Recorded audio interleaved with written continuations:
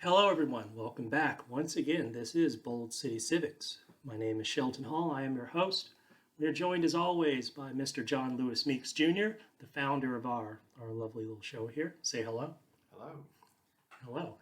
Thank you all for joining us once again. And as you know, with this show, we always like to talk about different aspects of civil society here in Jacksonville, Northeast Florida, and sort of give you like a little bit of a rough breakdown so you can have a better understanding of how these institutions work for you and for your life. And most of the institutions we've talked about before, you may not normally have access to, like City Hall, the Sheriff's Department, that sort of thing. But today we're going to talk about an institution that's made a big impact on my life, big impact on Mr. Meeks's life, and has probably already made a big impact on your lives as well.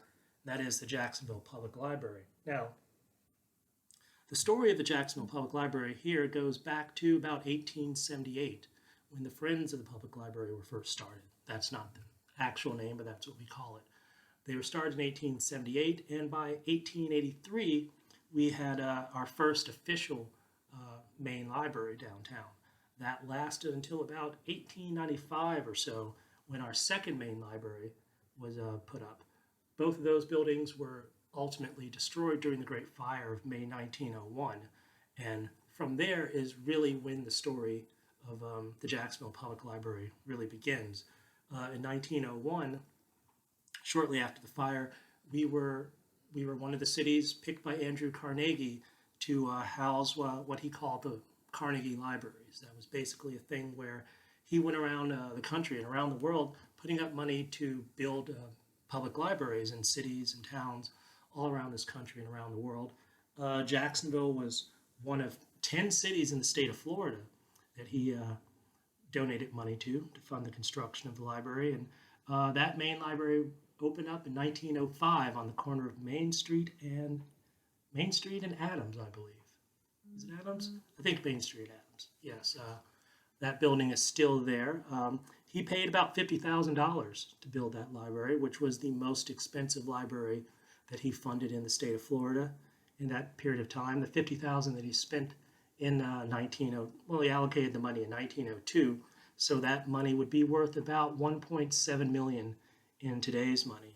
And overall, interestingly, Mr. Carnegie paid for 1,689 different libraries that were built in the United States, as well as 660 in the United Kingdom and Ireland, 125 in Canada, as well as libraries in Australia, South Africa, New Zealand, Serbia, Belgium, France, the Caribbean, Mauritius, Malaysia, and Fiji.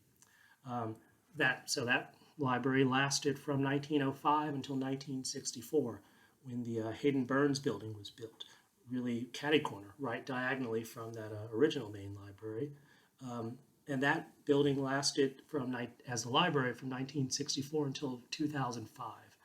Now it's known as the Jesse Ball DuPont Fund has taken it over, and they do a lot of wonderful stuff there. Highly recommended. Our current main library opened up in 2005. They spent about $100 million building the thing, and it's really a gorgeous facility, one of my favorite facilities in all of Jacksonville, particularly the fourth floor. We have a giant map room containing the largest collection of old maps from the old days here in Florida, as well as a lot of genealogical information, which is increasingly useful now. You can get your DNA tests, get those results in, and then go and follow that up, looking back through some of the paperwork going back as far as the 1800s. Now with the Jacksonville Public Library, we have the budget now is about $32 million. And the Jacksonville Public Library has approximately 500 employees spanning 20 branches. 20 branches and also a couple of like drop boxes, little mini community library type things. And the getting a library card, of course, is free for all residents of Duval County. If you're not a resident of Duval County, you can also get a library card. There's a small fee. I think it's like $100 a year, but not a bad price to pay. Now, if you go to Gainesville, any of you who might be thinking of going to college at University of Florida or Santa Fe Community College, take note that the Alachua County Library also has library cards, and you don't have to be a resident of the county to have a card there. So, for example, I live in Duval County. I'll sometimes go there and check out a few CDs, old jazz tapes or whatever, and I'll load it up on my computer, and then just FedEx the materials back to the library. It's a very useful, convenient sort of thing. And they did a great thing last year as a result of the pandemic. They wanted to get more people back into the library.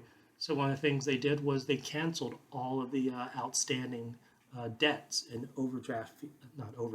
overdue fees for people who had stuff waiting around from the library, and that was something like almost $3 million in overdue fees that they ended up eliminating, which is a great thing.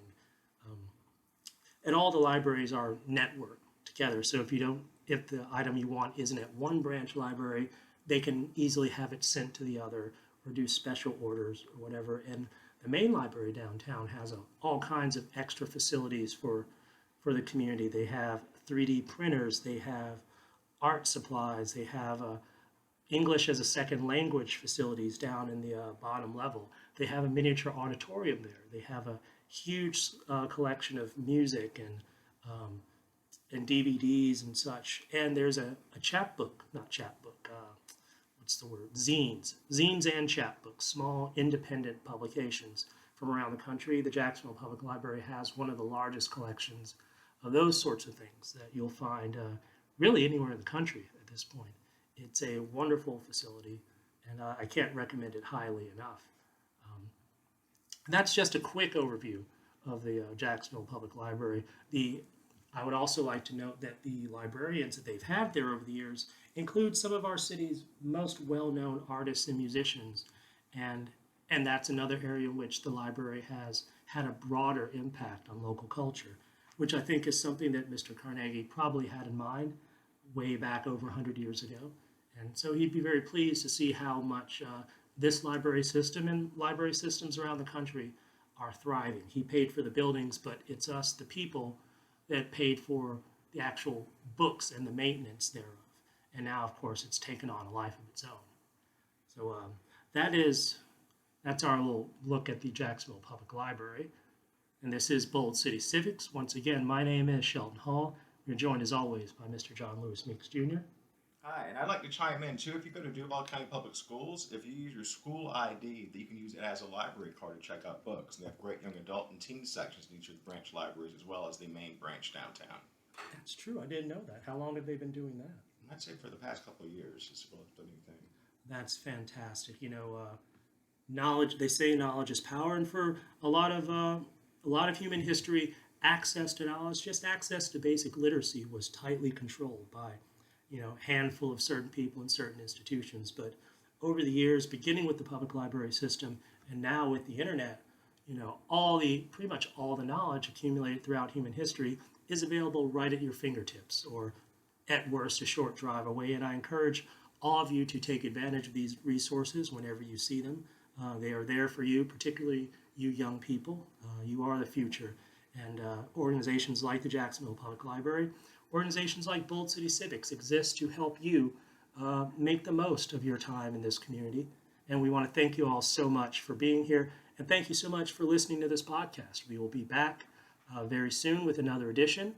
And feel free to look up our previous editions online. Send us any comments, questions, or suggestions that you might have. We always appreciate it very much.